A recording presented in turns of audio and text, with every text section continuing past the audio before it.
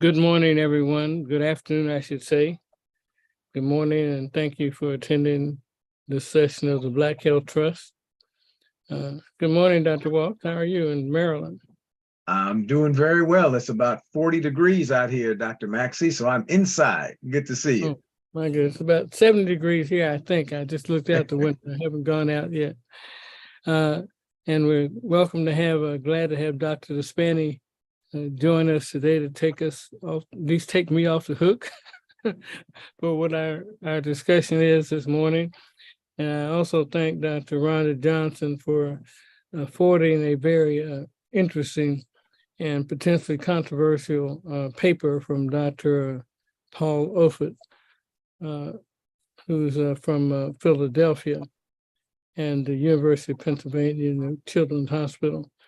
I had the opportunity, and I would say honor, to watch the Martin Luther King celebration today at Ebenezer Baptist Church, which is a church of the recently elected senator from Georgia, not just Atlanta, but from Georgia, Senator Warnock. But the guest sermon was delivered by the President of the United States. And he did pretty good, I would say. He didn't actually hoop, but he gave a very cogent speech. And he highlighted that his two heroes, one was Bobby Kennedy, and the other one was Martin Luther King. And he talked about the statues that he has in his office, the Oval Office, including Martin Luther King and as well as I'm blocking. What's the lady's name wouldn't give up her seat on the bus? Rosa Parks. Rosa Parks. And he talked about Martin Luther King said, "If you deliver us the vote, we'll deliver you the justices." And he then spoke in honor of our new Supreme Court justice. But it was quite a rousing a speech to me. The takeaway, though, that being a Christian and being a citizen here is about saving the soul of the person, but of the country. And he talked about voting rights being a high priority for him at this time. And I'm reminded that in 2004, when I was an NMA president, I had a lunch with a guy named Benny Thompson, who was the recent chair of the January 6th committee. Also at that meeting was James Clyburn. And the fourth person was Senator Joseph Biden. And the four of us had lunch at a casino in Mississippi. And had Barack Obama not emerged as a candidate, I certainly would have been in support of Joe Biden. But he came through. So a mental picture that I have of Joe Biden, people may see him coming in with a walker and a cane, but then he used them so very effectively to get things done. And he's been a very forceful president. So happy Martin Luther King's Day to everyone. And I tell all the people who are out having picnics and expecting to be off tomorrow, he died so we could have a job. So let's work. Let's get to our subjects. Thank you very much. Simon, would you put the first slide up? And as usual, I'm going to ask you, Dr. Walsh, to help me along. And Dr. Despani is our honored guest and virologist. I'm definitely going to ask him to make comments as we go along.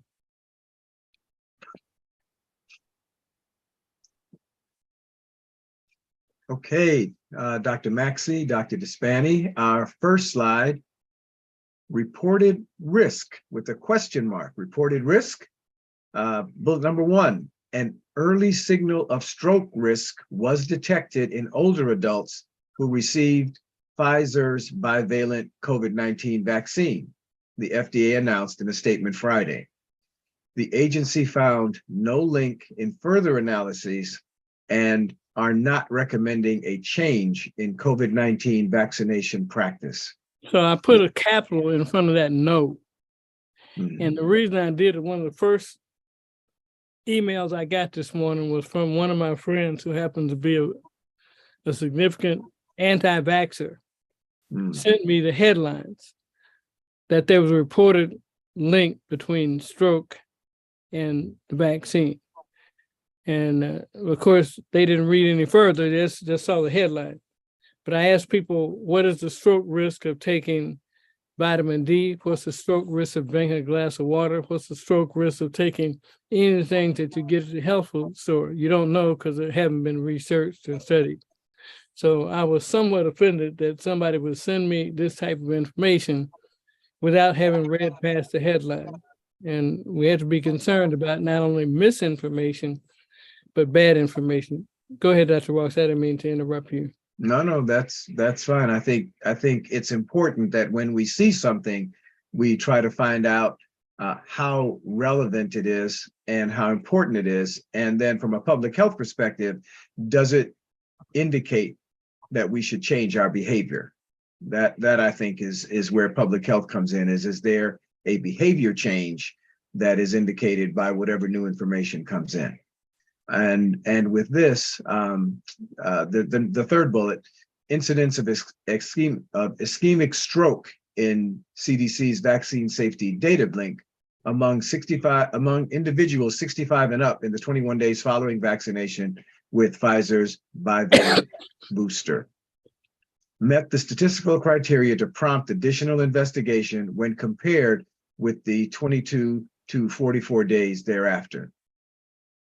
So, Dr. Maxey, is this slide, just to make sure that I'm clear on it, this slide is indicating that there's criteria, or there was criteria to prompt additional investigation. Right. This is a set of slides. We probably need to go to the next one, but they're saying if you looked at those first 21 days and the second 21 days, it did mean that we have to do a statistical evaluation. But go ahead to the next slide.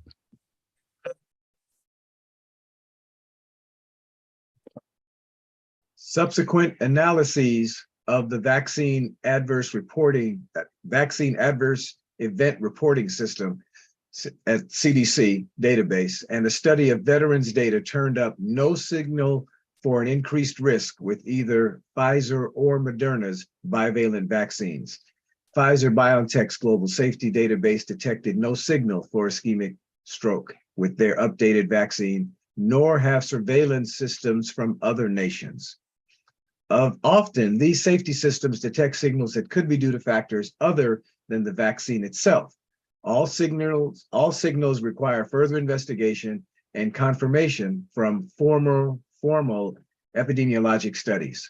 When one system detects a signal, the other safety monitoring systems are checked to validate whether the signal represents an actual concern with the vaccine or if it can be determined to be of no clinical relevance. And I think the third slide will wrap that up. Okay. Okay, the third slide. The CDC and FDA noted that confounding factors may have contributed to the signal identified, although the totality of the data currently suggests that it is very unlikely that the signal in VSD represents a true clinical risk when a safety monitoring system detects a signal. These and other data from VSD will be presented at a scheduled January 26th meeting of FDA's Vaccines and Related Biological Products Advisory Committee. So what this says, if you just read the headline, it grabbed your attention and looks negative. But if we read further, it gives us some assurance that anytime there's a signal or something that could be abnormal, it's not just off, but it's gone through to see what it really means. And although they say there's no risk, no change, they're still looking at it and will be decided on the meeting on the 26th if there's anything to that. Any thoughts on that, either Dr. Walks or Dr. Despani or any of our consultants on? I'll let Dr. Walks go first. Okay.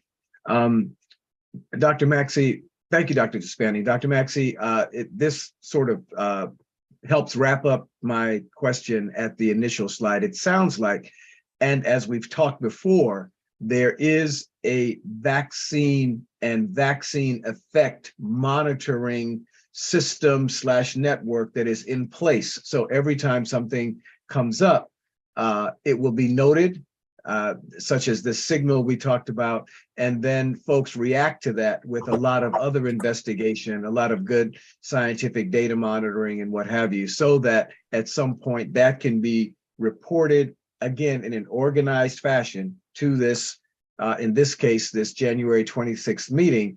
And then our advice going forward can be based on good science. That's what these slides have meant to me to this point. Dr. Despani? Parlaying off of what Dr. Walk says, I am wholly in agreement, precisely because I think a lot of the, I guess, fear or misunderstanding whenever like these events happen is precisely because you're dealing with, at the end of the day, a bureaucracy, and the bureaucracy is so large and complex that understanding it in totality or holistically is nigh on impossible for lay people. But the reality is that there are a system of checks and balances at many of these organizations. The same thing with like the Department of Energy, same thing with the Department of Defense. You know, that's how it works also at the CDC and the FDA, right? Where let's say you have like a drug or a biologic, and not only do you have to prove that, okay, this has gone through animal studies, typically like two animal models, like typically a rodent model, and then a large like animal model, which can be like, say, a fetal pig, a dog, or a non-human primate.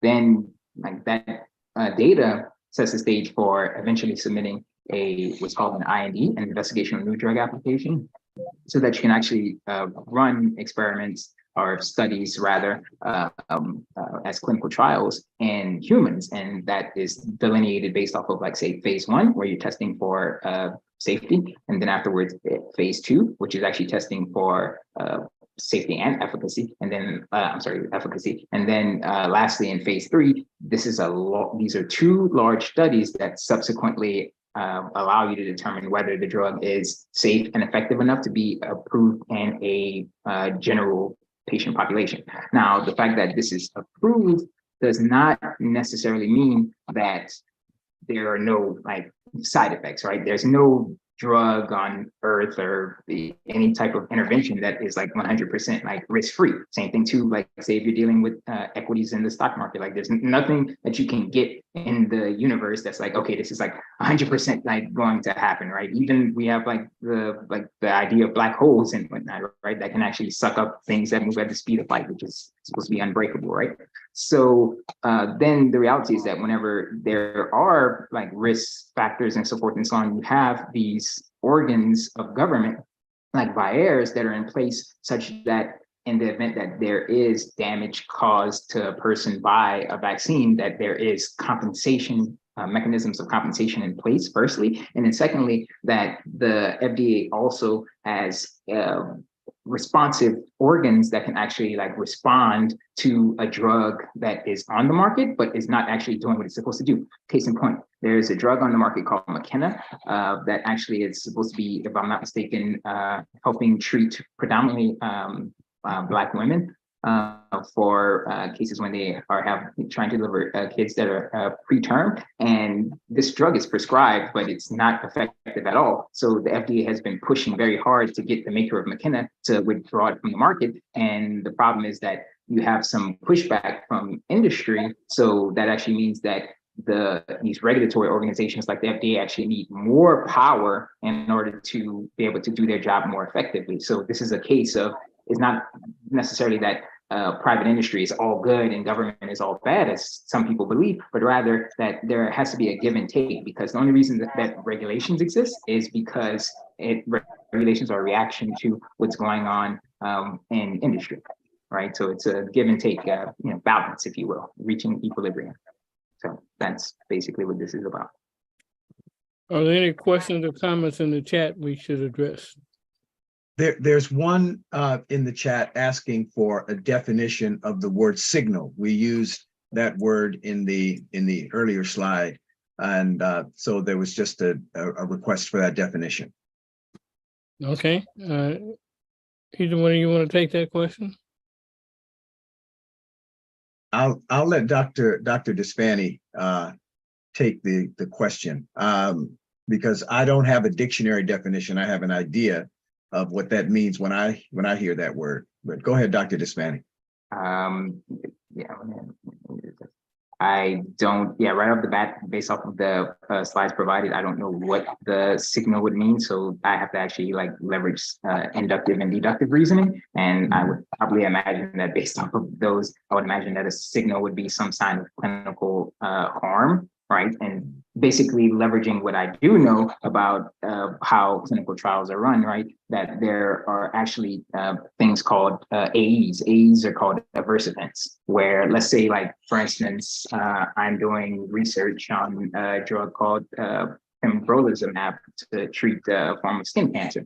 And let's say after administration of this this drug that is supposed to be able to treat skin cancer, there are these, say like a person appears with like what's called pruritus. Like you show that to a layperson, like what the hell is pruritus? And that's just basically like itching. Or let's say they present with erythema, which is basically like redness and so forth and so on. And the thing where it becomes very bad is whenever you have SAEs. SAEs are an acronym for significant adverse events. And those basically include something like, let's say, whenever, let's say the vaccine or a drug is administered and it actually starts to cause necrosis. Necrosis is another term for like basically rotting following the injection. So that would be a case of an SAE, and that's something that would definitely need to be reported. You need to know both the adverse events as well as the significant adverse events, and I would imagine that that would be what the FDA is looking for in their buyers database to classify something as a signal. At least if this isn't the case of trying to monitor the safety of the vaccines post approval. Let me add on to what you're saying, that a signal would be anything that's out of the ordinary, not expected. For example, if you expect, in this case, of a stroke, an ischemic stroke, and if you expect that there's going to be one person out of every 100 in days 1 through 21 would normally have a stroke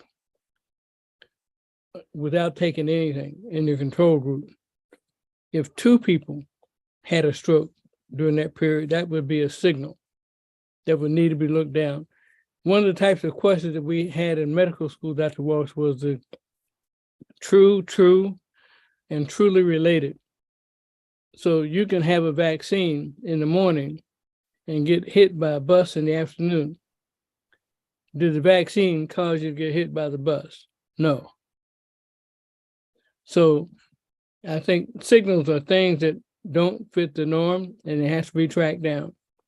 It doesn't mean that it's true or not true, but it has to be related to the event in question. So let me do what I like to do, which is to try to find a dictionary definition and then work backwards to what I'm actually looking at and see if the definition matches what I'm looking at. So what I'm looking at is Dr. Despani and Dr. Maxey, 2 brilliant gentlemen who have given us a practical understanding of what it means when there's a signal. What I'm reading here is from the World Health Organization.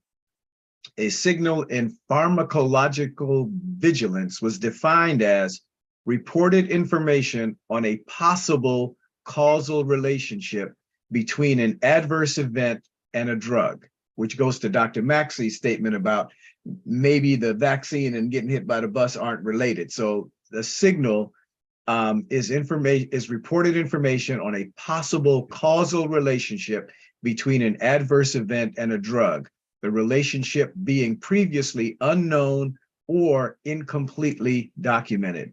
So if I try to put all that together with the slides that we just looked at, it sounds like again, to go back to what Dr. Maxey and Dr. Despani were talking about, we would expect people to randomly have strokes because that's what happens in our world. But if we see a higher number of strokes, someone will say, wait a minute, let's take a look at that, because we don't know that strokes were related to the vaccine. Is it possible? Sure, we're going to take a look at it. Or it's incompletely documented that we may or may not think that that happened. So for me to make sense of this in a practical, how do I live my life kind of way, first of all, I'm very excited that people are paying attention and looking to see if something might be related. Just because they've given use authorization doesn't mean they stop looking. And we've talked about that with Dr. Despani on previous Black Health Trust programs. Now that we know that there are things people are looking for, criteria that will generate this response to a signal. And we also saw on the slides that folks will do more investigation. And then the last thing I'll say about this is on the current slide, the CDC and FDA noted that confounding factors may have contributed to the signal identified. And that kind of goes with what Dr. Maxey used as an example, but certainly we know a lot of things can impact our health, right? So if we're talking about vaccines and strokes, people, especially in the communities that we primarily serve, have a lot of reasons for having strokes, from obesity to blood pressure to diabetes to all the things that cause strokes. So that's why this additional information is needed. We can't assume somebody had a vaccine and had a stroke, because a lot of our community, I'm always bothered when I have to say this, but it's always true. We have so many other factors that are a part of our daily lives that can result in us having an issue. So I just wanted to make sure that we all were on the same page with this. Let me bring it up. I want to unmute Dr. Gibson. I think he has a comment about this, and he's our senior pharmacist. Dr. Gibson, you wanted to maybe look at that question a little bit better? Well, actually, I believe that Dr. Walks just did it perfectly when he spoke to the need for correlation between the adverse event and the medication. That's all.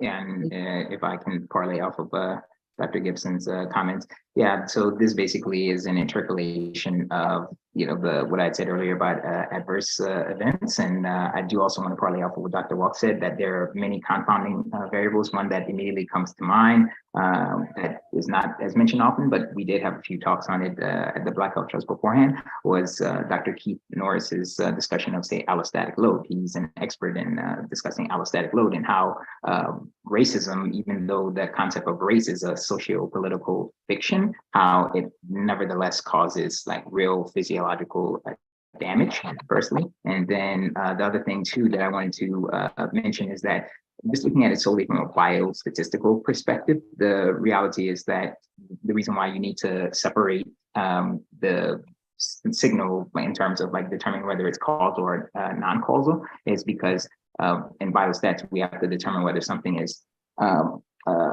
true negative, true positive, or false negative, or false positive. So just because something occurred, like, does not necessarily mean that that was actually like a true positive or a true negative or a false positive or false negative, right? You need to deduce these causal links. And that's the whole reason why we have to do the gold standard, which is called the randomized clinical trial, aka an RCT.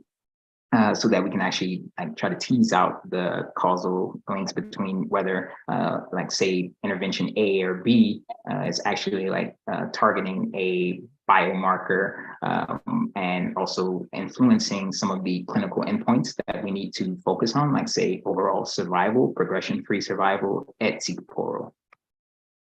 Well, thank you very much. Before we go to our next topic, I just want to bring up another thing that bothered me about the individual who sent me this article in the first place. And that is when I was in graduate school of pharmacology, we looked at documents from the Department of Agriculture. And there's something called tolerance level. When you look at food, whether it be rice, wheat, grain, a tolerance level, they can be, and I'm making up a number, X number of rat hairs that can be in the grain and still be considered safe or edible. There can be X amount of some type of excrement. So all these things are looked at. But if you don't know that, and you find that there's an industry such as pharmaceuticals or vaccines, where the government is really looking into the depths of the effects of it and what's in it, and most products that you find, whether it be in the store or in the health food store, that has no control. So you can take all of this stuff that you see on TV that's misinformation because somebody took the time to find it, but you're consuming something that has no control from a health food store or from Uncle Joe around the corner that could have anything in it, and probably does have anything in it, and making a comparison. And you can't compare those things. So we found out things that are potentially dangerous because it was looked for. So that's just always know what you're looking at and try to find definitions. I like what Dr. Walsh does. He goes to the dictionary. Dr. Hines goes to the dictionary to know what we're doing. So But- Dr. Maxey, before we move on to the next, it always occurs to me whenever I listen to Dr. Despani that, man, we are really blessed to have people that can bring that much academic scholarship that we can trust. And this is where I think the Black Health Trust is such an important resource, because there's no way I'm ever going to be as smart as Dr. Despani on all of the research protocols and understanding how things go and all of the biostatistics and all of that. And so I have to trust him to do that for me. And I just think it's worth pointing out that when we come together on Sunday afternoons, we are bringing trusted information from people who are able to do the work at a level that most of us can't. Even the really smart people on this call, we get people like Dr. Despani, like Dr. Norris, like Dr. Lawson, like people who know their individual areas so well, and we don't know their areas as well. And so we trust them to give us good information, to synthesize things and serve them to us in a way that we can use them. So I'm just always in awe of the folks that bring that level of scholarship to us and bring a level of credibility and trust to us. So I just want to say that before we moved on. I'm glad you said that. And that's exactly why the other night I called Dr. Despani and sent him a link to the slides we're going to look at now. But Dr. Despani, I did my best to summarize a few of the points that were made by Dr. Paul Offit. And I'm going to ask you rather than, you can look at my slides and use them if you want, but I'd like to hear your take on who Dr. Paul Offit is and why what he says may or may not make sense and how it can be informative to our people. So you're not held just to go through the slides that I sent. Dr. Despani? And Dr. Lawson has had his hand up for a couple of minutes, Dr. Maxey. Dr. Lawson, you want to go speak now? If we can unmute Dr. Lawson, please. Just want to note that what you bring up an excellent point in terms of the whole issue about tolerated risk. We've known for some time, it's not just a matter of whether that's a causal relationship or whether something is dangerous, but that depends on people's backgrounds, they're willing to tolerate risks from certain things than others. Folks tolerated the risk of cancer from cigarettes for a long time. They'll tolerate the risk from dying from using heroin for a long time, even though it's well demonstrated and you can discuss it to people till the ears fall off. So in this way, we do not tolerate very much risk from vaccines. People see it as unnatural, as something that some sort of conspiracy thing. So the risk tolerance for them is almost zero. Yet in reality, there are too many other things that we do tolerate all too well that's resulted in people's lives being put at risk. Well said. Thank you, Dr. Lawson. That is very important. I appreciate that. And before this program's over, we're going to talk more about risk tolerance. And Dr. Spani, I have a number of slides. You can look at the first of them. You can throw them away, but I'd like to hear from you on, first of all, who is Dr. Paul Lawford and why what he says we should look at? Realistically speaking, I actually don't know who Paul Offit is. I know that he has a MD. I have a PhD, so we have some like overlap, but I don't know. Dr. Offit is in charge of the vaccine program at University of Pennsylvania and also at Children's Hospital in Pennsylvania. And he's a member of the FDA advisory board, the CDC advisory board, and he's one of the people we see on CNN and NBC all the time discussing vaccines. Yeah, so I learned along with the Black Health Trust community just now. Yeah, so I mean, let's all of us tag team it slide by slide with Simon, Dr. Maxey, Dr. Walks, and myself to go slide by slide, because I don't want to just offer an overarching statement without allowing people to see how I came to my reasoning. It's kind of like how whenever you had to do math homework, right, you would get at least partial credit if you showed your work, even if the solution was incorrect. Okay, well, Dr. Paul Offit wrote an article, and I think it's published in the recent issue of the New England Journal of Medicine. And he gave a history of how the vaccine came about. And he called it a cautionary tale. And he said that the COVID-2 vaccine variants haven't yet evolved to where they resist all of the vaccines that we have. If they would, we're going to need a variant specific type of vaccine, which we don't have yet. So in November 2019, a bat coronavirus made its debut in humans in Wuhan, China. 2 months later, the original strain of SARS-2, which was called the Wuhan 1, which is the ancestral strain, was isolated and sequenced. It was now possible after that to make a vaccine. So all the resulting vaccines, the mRNA vaccines, Pfizer's and Moderna, were made by them. The J&J virus, AstraZeneca, which is a purified variant made by Novavax. They were all based upon that sequencing that was done. So with that, Dr. Despandi, you want to speak about the rest of it?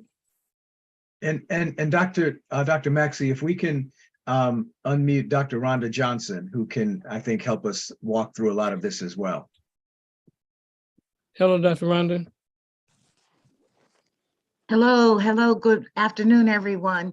I wanted to just say, in addition to everything Dr. Maxey said, can you all hear me okay? Yes, ma'am. Yes. Okay. Dr. Paul Offit also invented vaccines. He is the inventor of the rotavirus vaccine. And he is a highly regarded vaccine expert. And what he did in the New England Journal of Medicine, which I haven't seen your slides, but I can just summarize quickly, Dr. Maxey, he acknowledged that we are in a different place now in 2023 with these variants than we were in 2020 and 2021 when the vaccines were developed. So we know that the vaccines were developed, the Pfizer, Moderna, Johnson & Johnson, and even Novavax against the original ancestral Wuhan strain. And then he talked about how what has happened is that these variants, have undergone a lot of evolution. Most of the vaccines target the original spike protein of the Wuhan strain. And now we are dealing with variants that have a number of mutations, which have just very structurally modified their spike protein. So what he did, he said, here we had the B4, the bivalent booster, which targets B4 and B5, and the virus continues to mutate, so they're not really in circulation. We are now past the point where B4 and B5 are prominent. And then he cited two studies which were in the New England Journal that showed that the bivalent booster does not provide sufficient neutralizing antibody. That's how these vaccines are measured in terms of vaccine effectiveness. So the vaccine, the bivalent vaccine provides some neutralizing antibody, but the range is very limited. It's somewhere between 24 to 45%. So he goes on to say that, essentially that's not effective. And what's happened now is this XBB 1.5, which is, according to the CDC, the dominant variant right now, it's no longer neutralized by that vaccine. So what he did You want was to go to that question- next slide, Simon, so you can look at that too? Okay, so I'll just cut it short. He questioned whether or not we No, should. no, I'm not cutting you off. Okay. All right, so I'll just finish. He questioned whether or not everybody should be getting the bivalent booster, or should it be targeted to high-risk people who are immunocompromised, 65 and older? And, do we need to reevaluate the booster strategy? He asked a number of, I thought, were very good questions. We're at a point where it might be reasonable to start questioning how we do these vaccines, because we know that the American public is weary of these shots. Only 10% of Americans that are eligible have gotten the booster vaccine. So people aren't getting the booster. So should the booster be given to the people who are at most risk, or should we the current recommendation is that everybody 5 and up get a booster.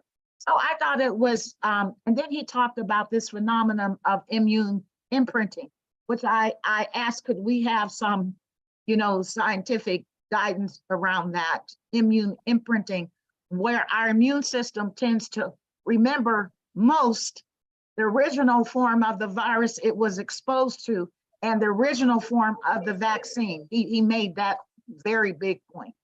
So that's it basically in a nutshell. Thank you, Dr. Johnson. Stay unmuted. Oh, okay. Go to the next slide, and I'll let Dr. Despani make some of his observations.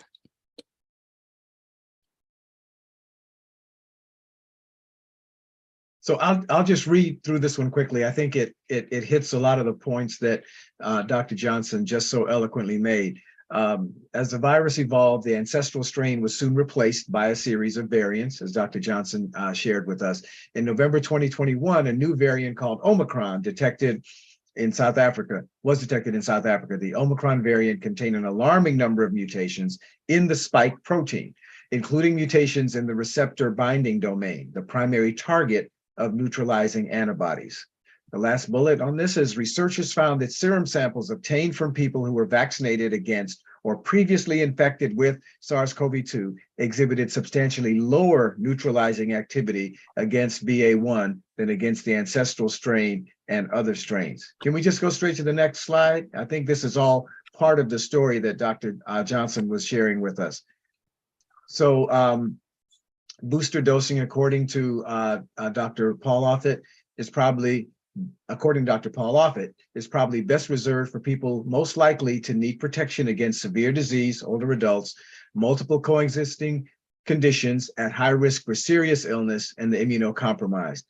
And he feels we should stop trying to prevent all symptomatic infections in healthy young people by boosting them with vaccines containing RMNA from strains that might disappear a few months later. I haven't seen the slides yet, Dr. Maxey. Should we just roll through the rest of them and then Go ahead, have an open I think that was conversation? it. Okay. All right. Oh, this is the most important slide, Dr. Maxey. We have to continue using common sense. So can we, Dr.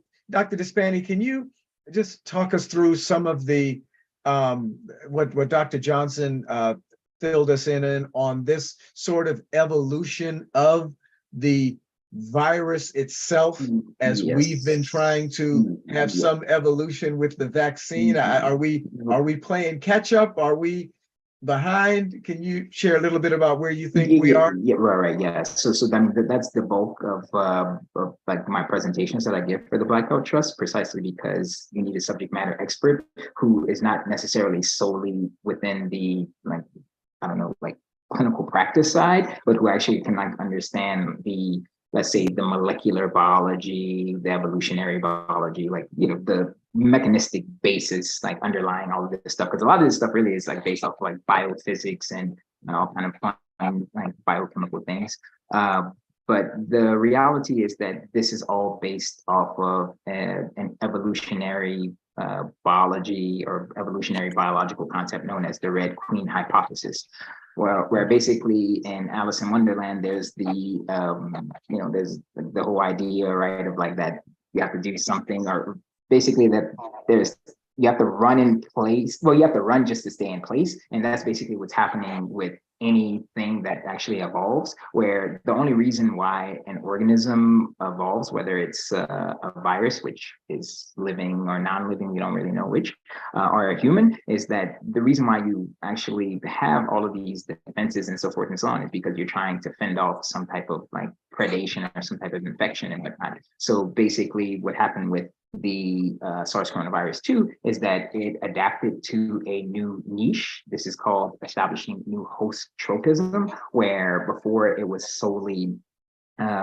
circulating in bats, and by eventually having enough contact with human receptors and whatnot, it was able to adapt to not just humans, but pretty much all mammals. It's a very promiscuous virus. And when I say promiscuous, I mean that it can bind the receptors of many different mammalian species like cats, tigers, minks, all kinds of fun things. And that actually is what allowed it to establish a new host tropism, where like you have an immuno-naive population. So whenever you have an immuno-naive population, that makes it very easy for the virus to actually like just run roughshod over the entire population. But as time goes on, what actually happens is that the body of the organism in question, given that they actually have a you know, like a advanced immune system, is that the immune system will be able to develop adaptive immunity, and that's through things such as like VDJ recombination, which is basically a molecular process by which our body can essentially form antibodies against nearly any type of antigen that it encounters. And an antigen is just an immunological term for some type of foreign molecular thing or whatnot. So technically you could have like a microplastic particle from like a bottle, like, you know, whenever you eat or drink, or you create microplastics. In theory, you could develop that could serve as an antigen against which antibodies are developed. So in this case, the SARS coronavirus 2 virion is another term for viral particle, basically is, you know, it's just in the body, and it takes, you know, at least typically 2 weeks for the human immune system, the adaptive immune system, to develop antibodies. And when that happens, it becomes more difficult for a virus to just run roughshod. So what happens is that you have evolution going on, because at the end of the day, SARS coronavirus 2 is what's called an RNA virus, and RNA is a more unstable genetic material than DNA, and that is what undergirds the rapid mutational rates of many viruses that are pernicious, like HIV-1, and again, SARS coronavirus 1, SARS coronavirus 2. So the fact that they're making errors whenever they're like replicating and multiplying is actually good for them, because it allows natural selection, aka survival of the fittest, to go on. And what happened is that after 2020, as we started getting like vaccines, and either people were getting immunity from vaccines, or alternatively they were getting infected. And what was happening is that was making it more difficult for the virus to make big gains, right? If you want to compare this to like some type of I don't know, like sports game. And what happened is that then there was a competition amongst these different types of quote unquote variants, which are mutational like lineages of the virus. Think of them all as like a bunch of different like cousins that all descended on this big family genealogical tree. And let's say that SARS coronavirus 2, the original Wuhan parent virus, kind of is like the great progenitor, right? That established like the family legacy, family dynasty, et cetera, et cetera. And now the variants like Alpha, Delta, Beta, blah, blah, blah, all had to try to live up to that. And basically with Delta was able to become even more infectious than Wuhan. And the reason why is because it basically was able to infect an fairly naive population, like which we believe began in India.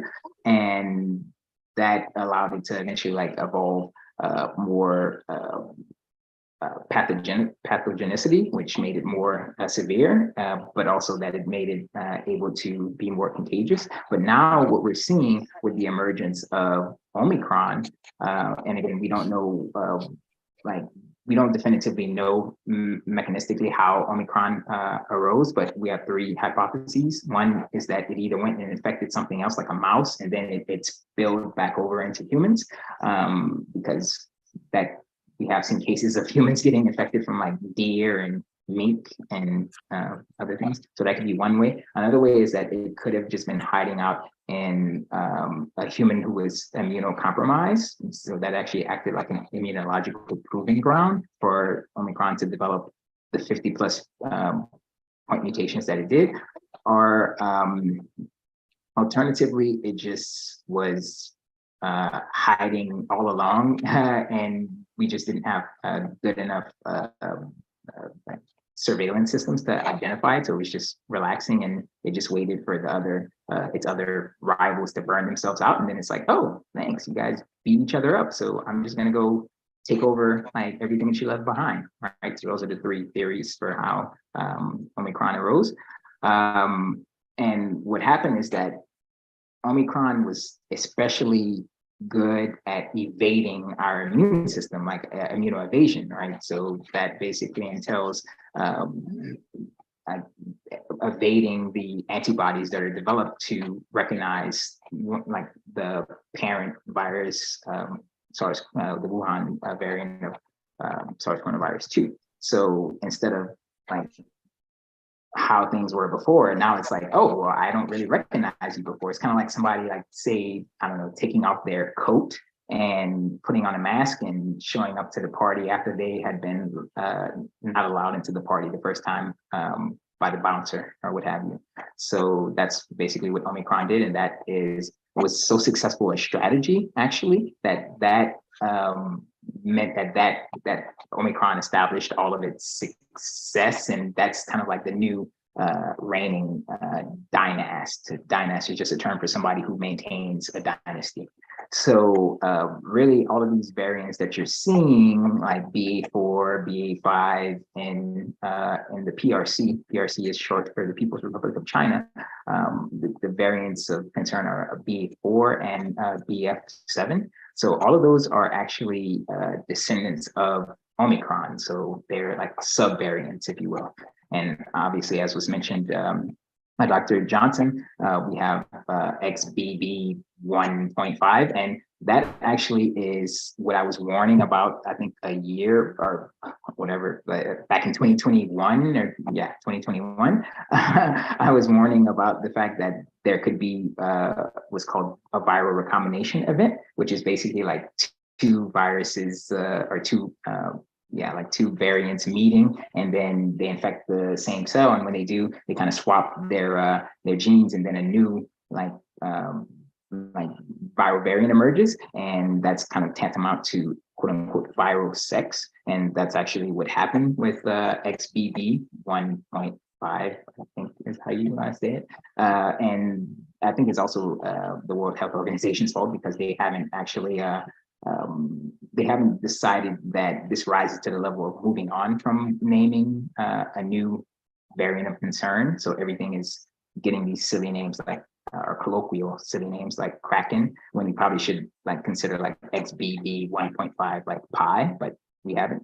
So to Dr. Johnson's point regarding Paul O'Feet, what we're seeing here, and this is something that people in the general community also need to realize, is that science is the tool that we as a species have to learn about the world around us, but science is also not settled. We as scientists conduct research. We don't do search, right? We discover things, but one of the heart and soul of scientific enterprise is actually that just because something is discovered and whatnot, that's not the last word on it. It's basically ongoing because people have to look at things again and so forth and so on, right? And that's the same case here, right? Where, okay, you have Dr. Ofit who's saying, well, you know, like I'm looking at all of this and I'm not really convinced that we need to give this to the general population and whatnot. But there are many in the virological community, myself among them, who actually believe that that is the wrong tack to take. Because as you see on the slide, it says continue common sense. So really the whole idea of not getting a booster is antithetical to continuing common sense, right? So let me bring this up. Let me ask a question. sure. And I'm pretty much like you, and rather I used to be a researcher. And so my question is, I have a 35-year-old that comes into the office, Mhm. has got upper respiratory tract symptoms. Mhm. I have a 75-year-old that comes into the office, Mhm. and they've got the same symptoms. But the 75-year-old has a number of potential risk factors. Mhm. The 35-year-old has none. So what Dr. Ofit seemed to be suggesting, that the person that I would target for the booster would be the older person with the risk factors, not the younger person with no risk factors. And in my clinical practice, I'll tell you what I've seen, but what are your thoughts on that? And Dr. Johnson, you can contribute to that conversation too. Can we take the slides down, Dr. Maxey? Because Yeah. this is the last one. Right. Please So yeah. So I mean, the reality is that okay, like we're having a public spat, right? Because at the end of the day, the article that he sent is like a perspective. A perspective is like a term in the scientific community for an op-ed, essentially. Like, you know, an opinion editorial, right, that you find in the op-ed section of like the Wall Street Journal or New York Times or Bloomberg, et cetera, et cetera. So the reality is that, like, I've mentioned this before in prior like Black Health Trust talks, but the reality is that the older person should be prioritized by virtue of the fact that they are experiencing what's called immunosenescence, right? That's the reality. Like, I mean, I am also part of the longevity community where we're trying to like halt senescence in various forms. But the reality is that as a person gets older, right, their like cell turnover rate is, you know, like not as good as it was before. And then on top of that, you have to worry about like these cells that are not as good at doing what they're doing, and they're not actually destroying themselves properly, blah, blah, blah, blah. All of the things that eventually like culminate into aging, right? So one of those is obviously that your immune system gets weaker as you get older. So the thing is that if you vaccinate someone who's older, their like B cells and T cells won't be as robust as a younger person. So let's say that they might need a greater periodicity. Periodicity is a term for a greater frequency of getting vaccinated, whereas a younger person might say be able to go longer. And I mean, I actually have data from papers that actually show that a younger person can probably go like a year with a vaccination, but that does not necessarily mean that the person can just like be one and done, like, because that's not how like the immune system works.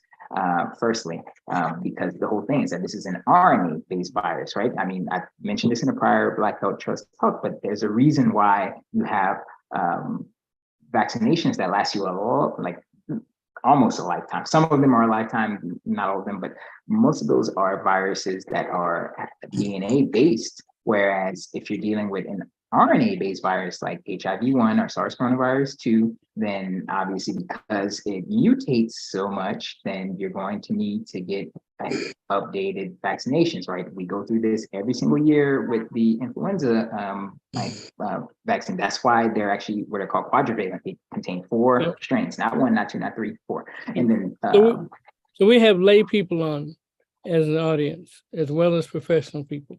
So if I'm that 75-year-old, but I've got a 35-year-old son, what do I advise him and what do I advise myself based upon the opinion of Dr. Offit? And it's like you said, it isn't only opinion. And like Dr. Johnson, a comment too. Well, would you like me to comment now? On Okay, the all right. made-up situation between a 35-year-old and a 75-year-old that has risk factors. Okay, well, first you have to hear my opinion. You remember that old commercial when E.F. Hutton talks, we listen? Remember that when that used to come on TV? Yeah. So first of all, I think the vast majority of us lay people would find it very difficult to give guidance and on these vaccines, because again, just like this whole signal with the safety signal, there's been 11 billion of these doses, these messenger RNA vaccine or vaccines in general given around the world. And I don't know how many doses of these messenger RNA vaccines have been given, but let's just say there have been a lot. So, you know, I do think that we have to listen. And I do think because now that there have been so many of these vaccines given, we may start to see more safety signals. You know, we saw the signal around the Johnson & Johnson vaccine, and the FDA halted that vaccine at that time. And again, the risk of myocarditis in adolescent males is very well studied. And it's documented. The risk seems to be greater with the Moderna vaccine than it is for the Pfizer. And so people who give these shots, you know, need to advise that age group, that age population that's at risk about the risk, knowing that it's rare. So in regards to your question, the risk is very small for that 75-year-old. The risk outweighs the benefit. I think we have to do all of these individual risks. You mean the benefit outweighs the risk? For the 75-year-old, that's clear. Because it is well known that the risk of dying from COVID is highest if you are 65 and older. That risk is established around the world. Now, for the 35-year-old, that's a different risk. And that risk depends on individual factors, such as that individual's medical history. If that 35-year-old is obese, has hypertension, has obstructive sleep apnea, has AFib, has whatever, HIV positive, then that's a clear yes, give that 35-year-old the booster, because that risk, that benefit of the booster outweighs the risk. But if it's a 35-year-old who is healthy and who maybe practices other non-pharmaceutical interventions, such as they're likely to wear a mask, they're likely to, you know, have a HEPA filter indoors, they're going to wash their hands, etc. That person may be at a lower risk, where, or if they have a heart murmur or anything. So you're making a plug for individualized. For that age group, that's what Dr. Paul Offit is talking about. Maybe it's time to rethink this one size fits all booster recommendation. Now, is he right? I don't know. I'm not in that knowledge. No, we're having a discussion. Dr. Despani, your thoughts? So yeah, my thoughts are, the thing is that I agree with the exception that the reality is that most people are not wearing masks, firstly. So that's a simple intervention that can be utilized.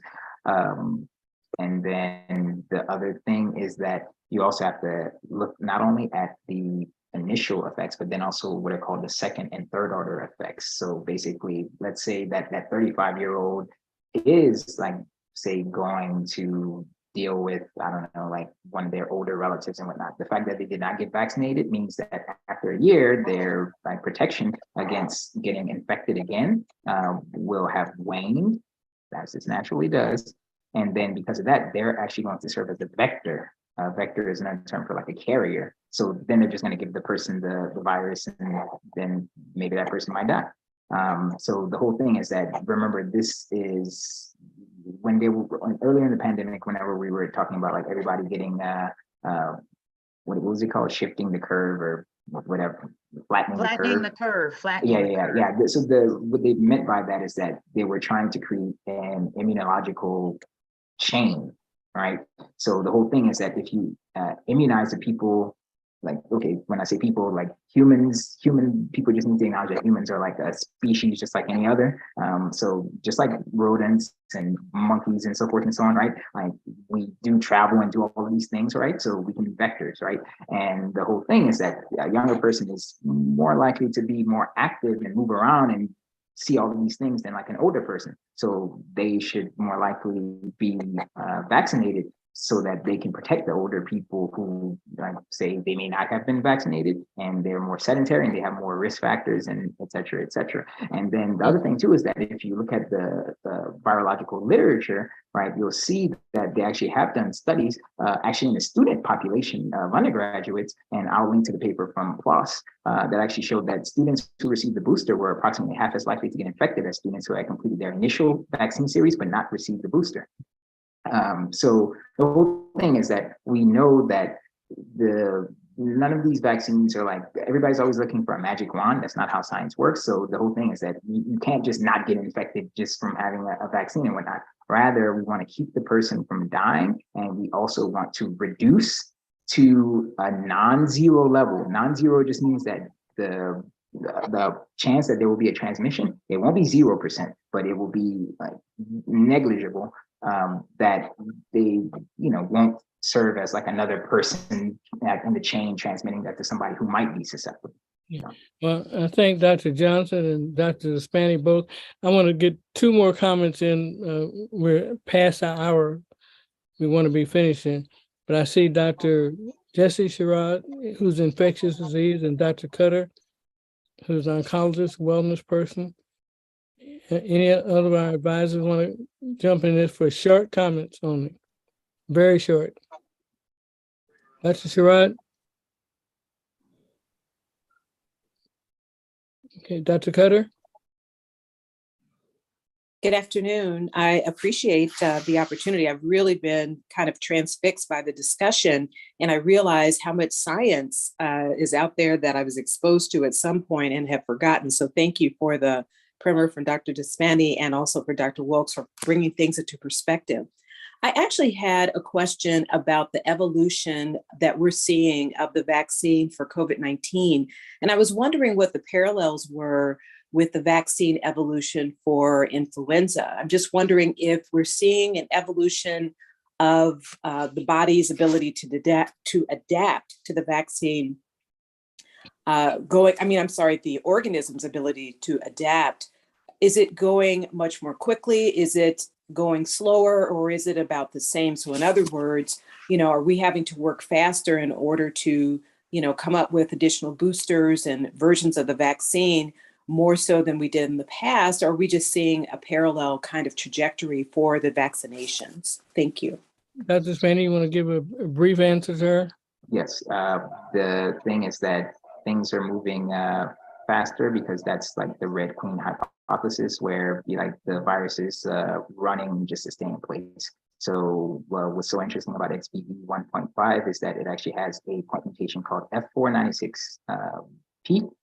F is phenylalanine, which is an amino acid that was changed at the 496 position to a proline. And that is what actually grants the virus the ability to bind more tightly to the ACE2 receptor. ACE2 is the angiotensin converting enzyme to receptor. That is basically, that's the receptor that the virus needs to bind to get into the person. And so the virus is like, okay, I have all of these abilities to evade the immune system, but I need like a heck metric so that I can like do it better than all of my opponent variants and whatnot. So the whole thing is that it's like I don't know if you guys watch wrestling or anything, but what I did it was that it's like a triple threat match where these variants are fighting each other for dominance to maintain the dynasty, to become the head of the dynasty, and then they're also like fighting us, right? So that's what's happening. And so the reality is that we kind of have given up a little bit because we're not moving as fast with making like next generation vaccines, because like the booster thing is like, okay, it's all right, but it's the same story. And then there's the risk, like not risk, but the reality of original antigenic sin, which is that it becomes more, you need to get more vaccines to kind of like wash away that original like body's recognition to like the original Wuhan variant relative to the new ones. And there are two things that could or should be happening but aren't moving fast enough. One is that we probably should be moving towards giving intranasal vaccines, so like you can spray it up the nose, and that would actually halt infection at the source of infection, which is the nose. That's actually how you mainly get infected from SARS coronavirus 2. The problem though is that all the data that I have seen and that's been published is like been not encouraging. So there are a lot of things about like the immunology within the like the nasal region that we don't really understand, firstly. The second thing is that we should probably be focusing on like developing pan-coronavirus vaccines. And I know that the military and a few other groups are working on that. And basically, the thing is that the reason why the vaccines are, they were able to move as fast as they did in 2020 is that like the spike protein is very immunogenic. So it's like a very easy target for like what to use for developing the vaccine. But the reality is that I think kind of like some of the vaccine makers are getting a little lazy because like they should be looking at other aspects of the virology by focusing on things like, say, non-structural proteins that they're not a part of the structure, but they do serve functions. And like that's why we developed Paxlovid, for instance, because Paxlovid interferes with like the like replicatory machinery or replicative machinery of the virus. Alternatively, we might want to focus on developing some other structural antigen, like one of the trying to think, one of the N proteins. I think that's right for the. Dr. Spinner, on our next program, I want to get you for a whole day. You got a lot to teach us. I want to get into just one or two other comments. Dr. Sherrod, was she able to unmute? Yes. Yes. Good morning, Dr. Maxey and Can you make Dr. a Walks. brief question, Dr. Sherrod? I'm sorry. Well, my question is, are we working on a test that will determine whether people when and whether they need the boosting? It seems that the trend is going toward using vaccines as therapeutic. They were originally developed as a preventive measure. And we know in public health, it was one of the main preventions that we had. And now it appears that with this vaccine, we're going toward it being a therapeutic modality. And so I think we need to kind of look at that and try to see where this trend is going. I have some concerns about the data that you reported today, Dr. Maxey, because we know that the VAERS system only picks up about 1% to 2% of the adverse effects. So we're not picking up all of the adverse effects. And I think that's a significant factor if we're going to continue to utilize these vaccines the way we are. We need to know what adverse effects they're having and what is the significance of those effects. And the way we're going now. How do we know it's not picking up, Doctor? How do we know that the current monitoring system is not picking up the majority of? Oh, it's been reported all over and over again. That's one of the problems with the VAERS system, is that it's a self-reporting system. And so they're only picking up about 1%. That's been the issue with that system for 20 years, since I was on the advisory committee on immunization practices, which was back in the 90s. And so that system has not been improved, even with the COVID vaccine. I'd be grateful if you could send me some documentation on that. I will do that. And I had one other question. One other statement about Paul Offit. I know him, he's a pediatrician, and he actually developed the rotavirus vaccine when I was on the advisory committee on immunization practices back in the 90s. And there was some concern about that vaccine. I actually had major concerns about it. And, he put it out and because I didn't think you needed a vaccine against rotavirus, which causes diarrhea in kids. And within a year, they had to pull that vaccine off the market because it was causing death. So that's his history. Oh, yeah, I would love to You pick you your asked your ear. question. Yeah, I would love to pick your ear on that later, Dr. Sherrod, because you know I love all viruses and whatnot. I'm a virophile. So I can't speak to virus. I think that's going to be a conversation between you and Dr. Maxey. But very quickly, regarding the fact that the vaccines are being used as like a therapeutic modality and whatnot, I can't say like that the specific phraseology is right. I would say that they're over relying on it as a pre-exposure prophylactic measure, right? Like basically they're trying to focus on preventative things. And the reason why is because a lot of the drugs that like a lot of the drugs, we have Paxlovid, but there was another one, Molnupiravir. That one turned out to be not really good antiviral drug. So we're like relying a lot on Paxlovid, but the fact of the matter is that Paxlovid can also cause COVID rebound. So that's kind of somewhat problematic. And then the other thing too is that because the virus is evolving so quickly, a lot of the actual therapeutic modalities that we do have, like monoclonal antibodies, like I think one was bebtelovimab, that one, I'm not sure. I don't think it works anymore. But the thing is that the virus is evolving so quickly that a lot of the intravenous, like monoclonal antibody therapeutics we had to try to knock back infection as a treatment modality, like those are no longer operational and like the clinical setting. Can I just respond to that? Of course, absolutely. Yeah, there are a lot of other therapeutic modalities out there that are not being investigated for whatever reasons. And I think a lot of it has to do with politics and money. And I'll leave it at that. Okay. Well, we're almost at our, let me, Dr. Sherrod, you bring up one other point. We spend a lot of money with this climate change, with rebuilding people's homes, but they build their homes exactly where the flood is coming, exactly where the hurricane has come 10 times.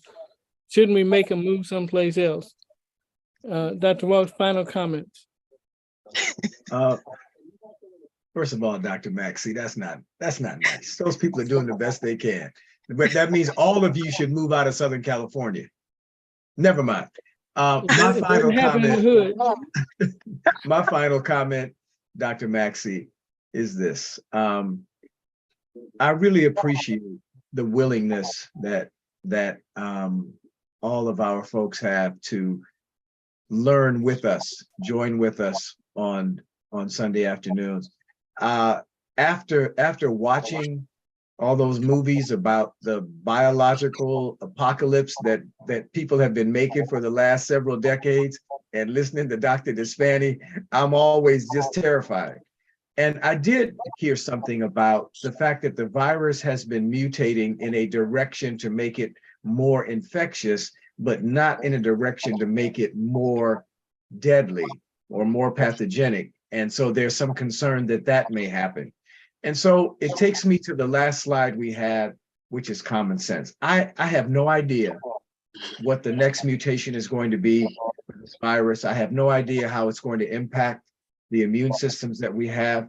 And I have no idea whether a different virus is coming or some other kind of infection is coming. So the common sense part of me means that we need to just wear our masks. We need to be respectful of other people and of what we're walking around with. If you're sick with the flu or sick with the COVID, just stay home. Don't give it to everybody that you know.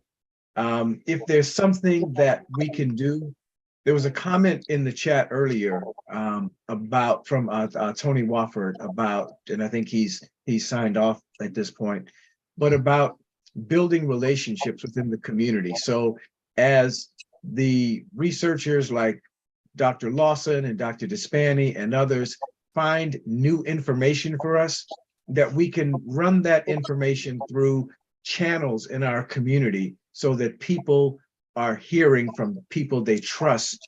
And so we can get folks to behave in ways that can save their lives. So I'm just really impressed with the amount of scholarship that there is and the need for us to be able to get that information to people in a way and through a mechanism that allows them to change behavior so we can just be healthier.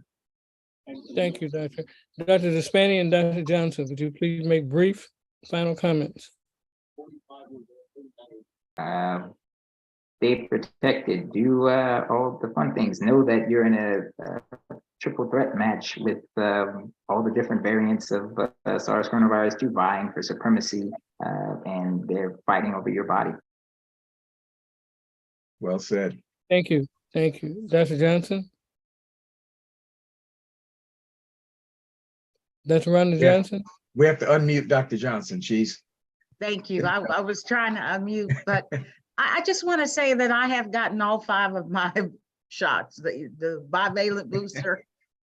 And I do think it's important to recognize your own individual level of risk. I really do.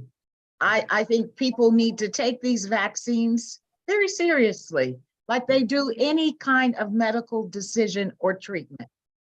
And talk to your doctor who understands your health risk, or try to, participate in programs like this.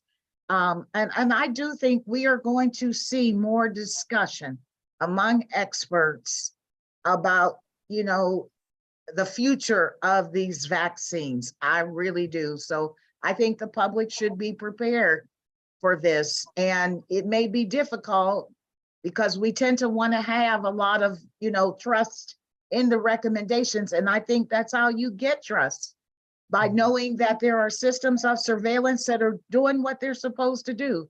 And people are responding to them, and they're evaluating the safety. And I think the safety for the American public is very important. I took the vaccines because I believed that they were going to be safe.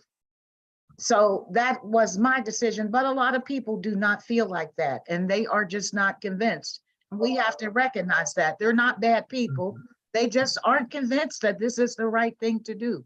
So again, I think it's good that we can have this discussion and intelligently, without emotion or name calling, finger pointing, or blaming.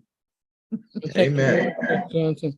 As my final word, Dr. Walks, I recognize I might have sounded a bit flippant before, but if you live in a floodplain and the sea levels are rising and you continue to build your homes in that same place, it might be something to consider to relocate the type of terrain. And we know that some people can't afford to move a lot, but everybody should look at their situation in light of climate change and what's likely to happen in the next year or two or more, where they build their home. And that's for self-preservation. You may not always have a FEMA or somebody who can come and rebuild your place. So be aware of your situation. Same way when you go out at night, you don't walk up a dark alley if you don't have to. So just be Amen. aware of where you are and what your risks are, not only medically from viruses and vaccines, but also your environment. And with that, I thank everybody for attending with us today. We'll be back next Sunday. And the Sunday after that, we've got some interesting speakers lined up, including Dr. Rhonda Johnson, who has a newly published book that she's going to talk about. Thank you, everybody. Have a great Sunday. Thanks, everyone. Thank you, Simon.